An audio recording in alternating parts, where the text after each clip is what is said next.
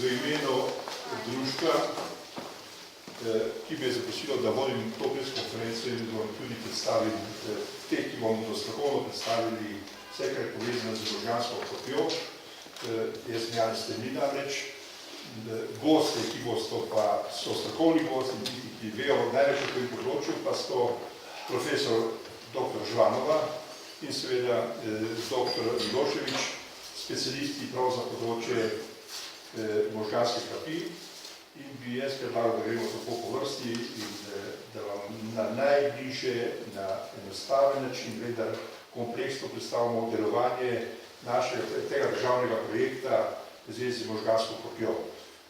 Nekoč, ali pa se govori včasih mediji preberamo, da je to pač neka zaprta stvar v pluralni meri, gre za tako zvani državni projekt, ki ga je vredno podpreti in da ga v bistvu postavimo pod osnovo v prid vseh državljanov Republike Slovenije. Protest prosil, ker sem mislil, da se dr. Žvanov Tikova prav ostane v tej stvari, ne bom menil stvari. Profesor Žvanov, jaz te prosim, če lahko predstaviš projekt kot sistem, ki ga mi v Sloveniji želimo uvesti in izvajamo tudi s pomočjo Evropske unije, to moram poudariti. Hvala lepa, Janez, za to predstavitev. Pozdravljeni. Zdaj, naše srečanje je namenjeno svetovnemu dnevu možganske kapij, ki bo 10. maja in vsako leto na ta dan se potrudimo, da čim več nekako ozavestimo laične, pa tudi strokovne javnosti skozi medije. Zato sem vam hvaležna, da ste prišli. Zelo vsi sami veste, da so možgani zelo pomembni organ. Eden najbolj pomembnih, ko so možgani mrtvi, je mrtvo telo in ko ugotovimo možgansko smrt, se lahko presajajo organi, ki so mogoče izgledajo na vid, da še živi. Zato je zelo pomembno, da se zavedamo, da je možganska kap katastrofa, ki jo lahko preprečimo, zdravimo in ozdravimo. In če vidite tukaj na tem slajdu, da imamo večno borbo s časom, kadar gre za možgane, kadar se poškoduje žila, kadar se zapre, kadar se razploči. Zato rečemo časom možgani. Zato, ker vsako sekundo, ko ostane možgani brez pretoka krvi, odmre 2 milijona živčnih celic. To sicer priča, koliko živčnih celic imamo na razpolago, ampak verjemite mi, da vsaj 1000 jih je pa kar pomembnih, da jih ostane. Tu pa gre vsako sekundo 2 milijona živčnih celic. Nekaj bom povedala o možganski kapi. In sicer vsi vemo, da se zbolevnost povečuje s starostjo. Tisti, ki so starejši od 85 let, jih lahko že polovico zadene možganska kap. Ampak je pa seveda vedno več možganske kapi tudi pri mladih.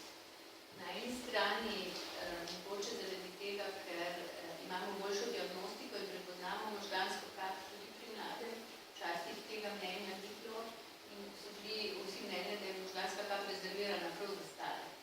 To pa ni res, ne. Okrog 10 do 15% ima možganska kap tudi mladih ljudi, tudi 20 let, 80 let, tudi otroci imajo možgansko kap. Recimo, če pogledamo, da se v Sloveniji vsako leto zgodi približno 4300–4400 možganskih kapi in ta številka že zadnjih 20 let stagnira. Pa ne zato, ker smo mi tako slabi, ampak zato, ker na eni strani preprečimo veliko možganskih kapi s preventivnimi akcijami, se pravi, tukaj se zmanjšuje pojavnost, na drugi strani se pa starost povečuje in zaradi tega imamo več preživelih, ker vemo, da je starost velik dejavnik tveganja za možgansko kap, tukaj pač narašča ta incidente. Mi recimo stagniramo. Če bi rekla zdaj v različnih državah, Švica, Skandinavija, ki imajo najbolj, ali pa Francija, ki imajo najnižjo incidenco, bi lahko rekla, da so zmanjšali kap že skoraj za 40%. V državah, kjer pa recimo možganska kap, recimo vzhodnoevropska država, Rusija recimo, Romunija in te države, se pa možganska kap za 40% povečala. Tako da v bistvu mi nismo neuspešni. Tudi to je zelo pomembno, da v Sloveniji so predvsem ogroženi moški do 65 leta. Moški do 65 leta zbolevajo za možgansko kap mnogo več kot ženske, ker ženske smo dosegli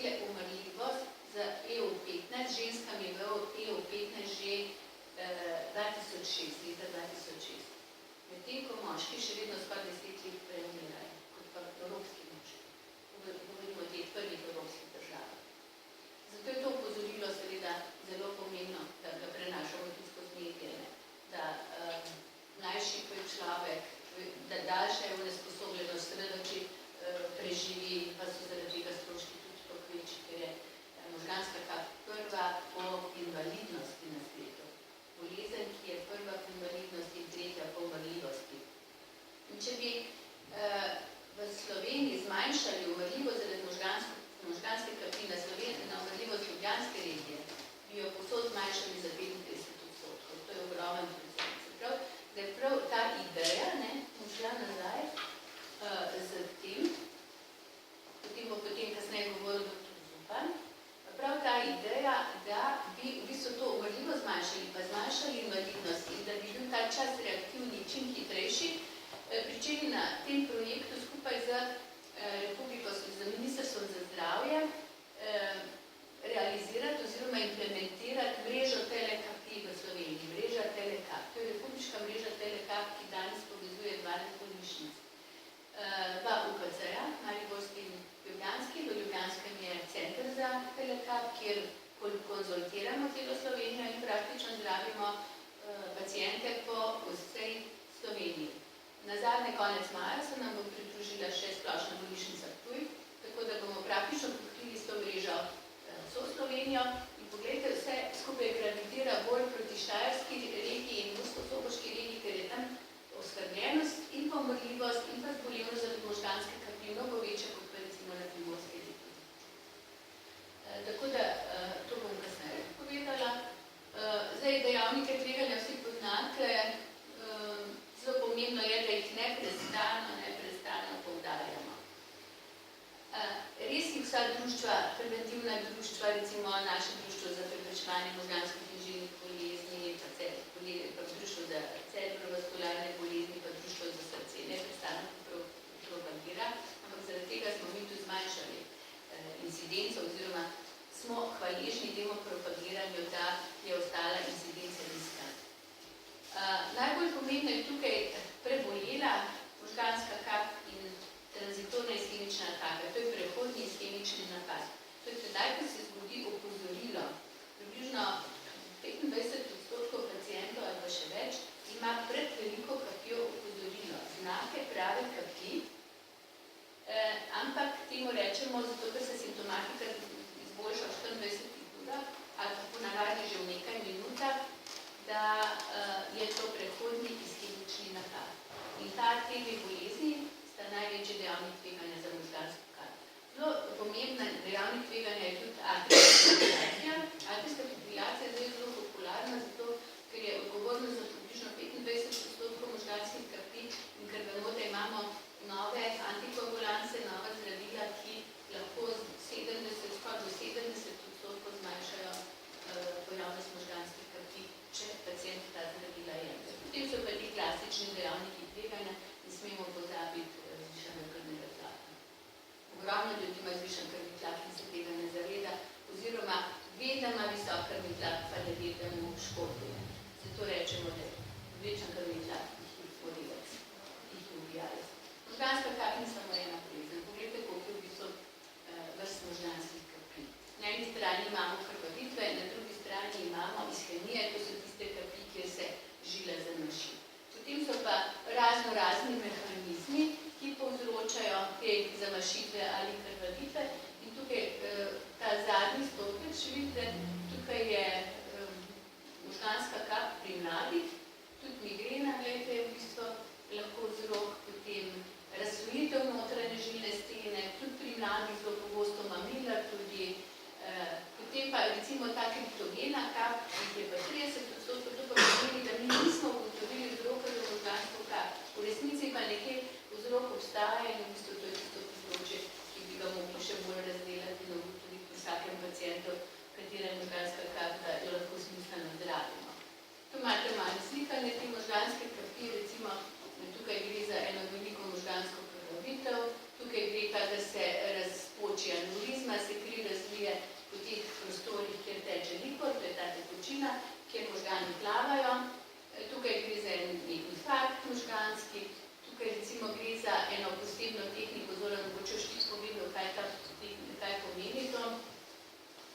to je perfuzijsko slikanje, deset je perfuzijsko slikanje, v katerem ugotavljamo delež tkiva, ki je že nepreklicno umrl, z deležem tkiva, ki je funkcijsko zmanjšano, ko ga lahko ga še rešimo. No in zato Če vidimo, da je ta delež velik, ta delež, ki je zmanjšana funkcija, seveda še toliko prej ukrepamo. In zato je zelo pomembno prepoznati znake možganske kapi. In zato uporabljamo besedo grom. Grom pomeni, da krni, da se mudi, da bo nevihta, da nas nekaj opozarja, da se bo nekaj groznega zgodilo. In v besedi grom se skrivajo znaki za možgansko kap.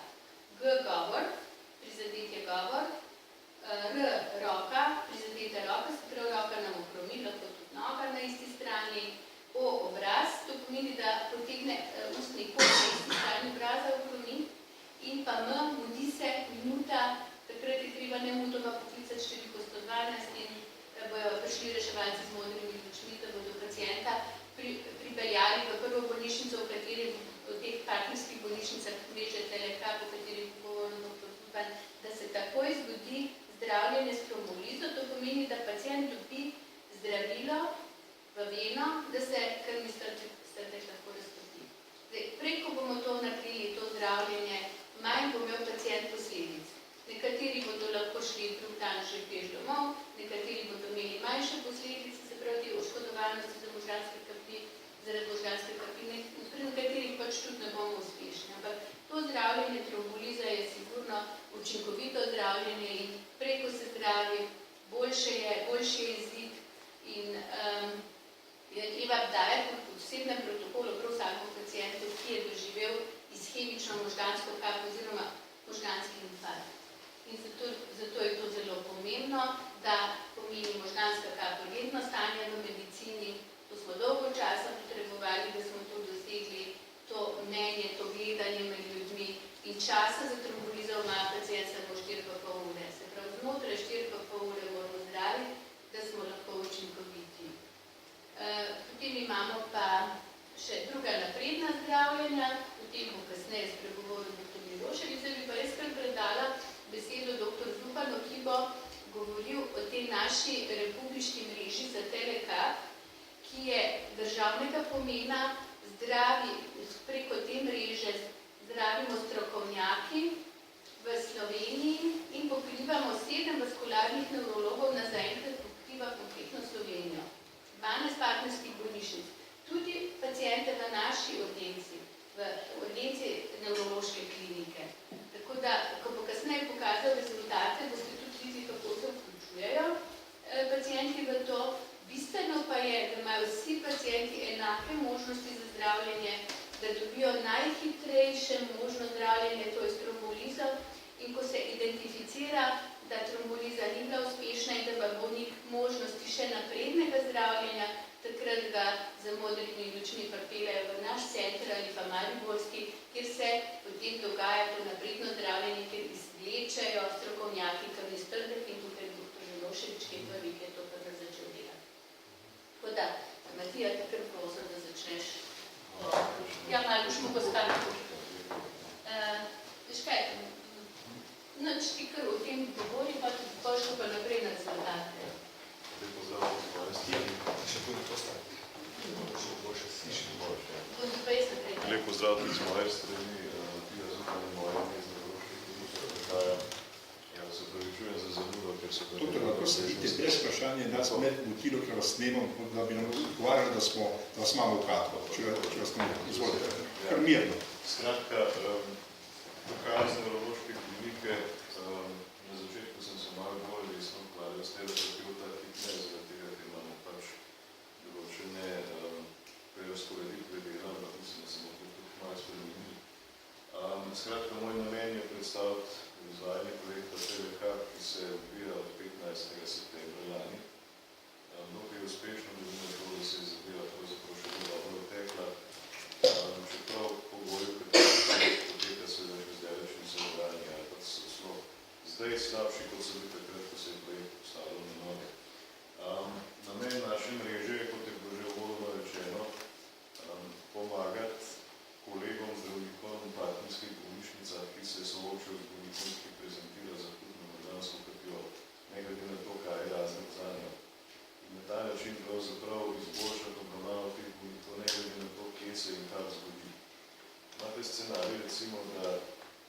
kot veste, se pa možganski karti zvonim. V eni minuti se je potrebno zavedati, da izgubimo po eni taki povprečni semični kapi, torej tisti, ki je posledica zaporja žile, približno 2 milijona nevronov. To je pa številka. Nevronov je seveda bistveno več v srednjem živčevu kot 2 milijona, ampak če vi začnete te minute med sabo seštevati in te minute se vedno seštevajo med sabo od časa, ko nastopijo simptomi do časa, ko se žilo uspe odpreti, dobite ogromne številke. Skratka, situacija je taka, da recimo v Brežiško bolnišnico pripeljejo bolnika, ki je pred pol ure zbolel znaki krvi, po desni strani prizadet ne more govoriti. Skratka, ena taka tipična slika možganske krvi. Zdaj seveda za njega obstaja več možnosti. Prva je, da bi ga urgentna služba pripeljala na novo mesto in s tem izgubila še 20 minut časa. Najbolj optimalna je pa ta, da ga pripeljejo v Brežice, kjer mu slikajo glavo takoj, kjer se takoj povežejo z nami z video povezavo in mi tega bolnika lahko pravzaprav vidimo po video povezavi. Zelo dobro ga vidimo in za neko osnovno oceno njegove prizadetosti je to več kot dovolj. Ni potrebno fizično zraven. Skratka, video povezava nam omogoča pregled bolnika na daljavo. Seveda je to prilagojen pregled, ne gremo v ne vem kakšne detalje, ki pa v taki situaciji niso pomembni, niti na nevrološki kliniki, ki je terciarno stanovanje. Tako da na ta način seveda bolnika pregledamo, hkrati pa vidimo tudi izvide slikovnih preiskav, vidimo tudi same slike, kako možgani izgledajo, kje so prizadetosti, ali je to iskemija, ali je prevalitev, ali kaj tretjega, tako da se potem pravzaprav lahko hitro odločimo skupaj s tistim zdravnikom, ki tega bolnika v tisti bolnišnici obravnava, za najbolj primeren način zdravljenja. Za marsikoga od teh bolnikov je seveda, če niso v ozadju neki zadržki, primerno zdravljenje tromboliza, torej razstavljanje strdka, tako da uživa dano zdravilo, ki pomaga razstavljati strdek. Za nekatere, za manjši delež teh bolnikov, ko pride upoštevati tudi znotraj žilna obravnava, to pomeni, to je pa pravzaprav najbolj moderen način zdravljenja, o katerem bo dr. Milošević več povedal. Morda je pa tem zapoudariti samo to, da se ta način zdravljenja zdaj seveda v zadnjem času kar precej forsira, ker so bile napisane oziroma objavljene študije, ki nedvomno potrebujejo učinkovitost tega pristopa. Seveda za izbrane bolnike. In pa zopet izjemno pomembno, da je ta poseg opravljen čim krajšem možnem času. Skratka, mi rečemo, ja, trombolizo lahko dajemo bolnikom v 4 urah in pol od nastopa simptomov. To je sicer res, ampak ta čas je čas, ki ga ima na voljo bolnik. Mi, kot zdravstveni delavci, ne glede na to, ali ste na primarnem nivoju, ali ste v partnerski bolnici, ali ste na nevrološki kliniki, mi tega časa nimamo. Vsaka izgubljena sekunda, vsaka izgubljena minuta se nikoli več ne vrne. Tako da tistega časa se mi ne smemo predstavljati, da zdaj lahko na ta način malo zadržimo obravnavo, pa smo malo manj hektični, bolj počasni, tako da to odpade. Je pa res za to gledanje vsaj v začetku, ko so časovno za trombolizo podaljšali z 3 ur na 4 ure in pol, da je privedlo do tega, da so se časi obravnave podaljšali. Ravno zaradi tega gledanja, se imamo še uro pa pol več. Nimamo mi, tak čas smo samo predstavljeni. Mi pravzaprav smo predvsem smo koristni v tistih bolnišnicah, kjer nevrologa sploh nimajo, pa tudi v tistih seveda, kjer nevrolog ni več čas na voljo, ker nekaj takih bolnišnic v Sloveniji, ki pač tega nimajo na voljo, 24 ur na dan, vse v letu. Na vse zadnje pa tudi tam, kjer nevrologi so več čas, ampak gre za vprašanje nekih bolj specifičnih oblik terapije, zlasti tukaj znotraj žilne terapije. Tega bomo v prihodnosti še več in tukaj bomo morali vzpostaviti poti, kako te bolnike, ki pridejo za ene partnerske bolnišnice, ki recimo 100 km daljno od Ljubljane, pravočasno v naš center, da jim opravimo znotraj žilni poseg. Tukaj bo v prihodnosti potrebno ogromno, da se da logistika speljati. Tukaj pravzaprav tukaj ne bo pravičila za to, da je bolnik pol ure čakal na prevoz, kar se dosti krat čez nekaj zgodi, ali pa še daljši čas, kakve so izkušnje z vsem daljnim prakse in bo treba to pospešiti in pravzaprav vse resurse usmeriti to. In seveda kot prvo tudi zavedanje same zdravstvene stroke, tudi drugih profilov, ki nam dosti krat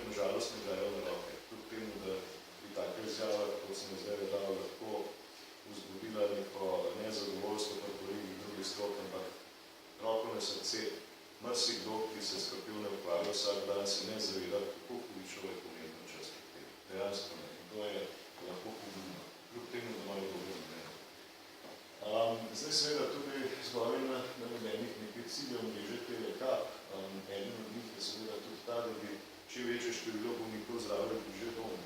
To pomeni, zakaj bi se na vsak način nekoga, ki je doma recimo 100 ali 150 km z Ljubljane, po vsej sili vozilo v Ljubljano in ga potem tam zdravilo, relativno več od doma, da se pa lahko zdravil praktično enako dobro v eni partnerski bolnišnici, zelo blizu njegovega doma. In seveda še zadnja stvar, to, da bi ustanovili enote za možgansko kap v vseh partnerskih bolnišnicah. Enote za možgansko kap so ene posebne specializirane enote, kjer se poglobljeno ukvarjajo z bolniki v akutni fazi akutne možganske kapi, to se pravi, to so ponavadi par dni tam bolniki. In tam pravzaprav naredijo vse bistvene stvari, kar se tiče diagnostike in te hitre začetne terapije in pa tudi rehabilitacije. Te enote morajo biti zelo sklajene in morajo biti pravzaprav podprte z vsemi kadri, ne samo zdravniki, ki vejo, kaj pa kako pozdraviti. Tukaj zdravni pridejo še negovarno osebe, zelo pomembno, da ve, kaj delati in kako delati. In pa tudi vsi členi rehabilitacije, to se pravi od fizioterapeuta, lokomotornega, do respiratornega, do delovnega terapeuta, psihologa in logopeda. To so moderni postulati rehabilitacije, ki mimo tega ne bomo. In zdaj, ali bo to je naša enota za možgansko kap in nevrološki kliniki, ali bo to zaživel do tega leta, je pa vprašanje. Zdaj pravzaprav, tukaj smo mi tudi ogromen poudarka skušali dati na laično javnost, ker se izkaže naslednje. Ljudje v povprečju zelo malo vejo o možganski kapi. Pa če že se to predstavljajo na zelo tak napačen način, bodi si, da je to nekaj, kjer absolutno vedno boli glava, kjer se dobijo zavest in tako naprej, pa v bistvu ne gre za to. Tist akronim, tist spoznavni sistem DROM, ki ste ga prej slišali, zelo uporaben in vsakdanji klinični praksi za bolnike, za njihove svojce, tako da približno ugotovijo, da gre za kap. To je pravzaprav slika našega centra na nevrološki kliniki, od koder izvajamo konzultacije v enem delovnem času. Na več monitorjih seveda, tam je kamera, ki nas snema, mi dobimo sliko pacienta na tem srednjem zaslonu, pravzaprav high resoluciji, v realnem času, vred z zvokom, tako da so pravzaprav kvaliteta prenosa zelo visoka. Tukaj so pa pravzaprav slike CT glave ali magnetne resonance, torej tistega, kar vidimo, ko opravimo slikanje organa. Mi smo nekako začeli sredi lanskega septembra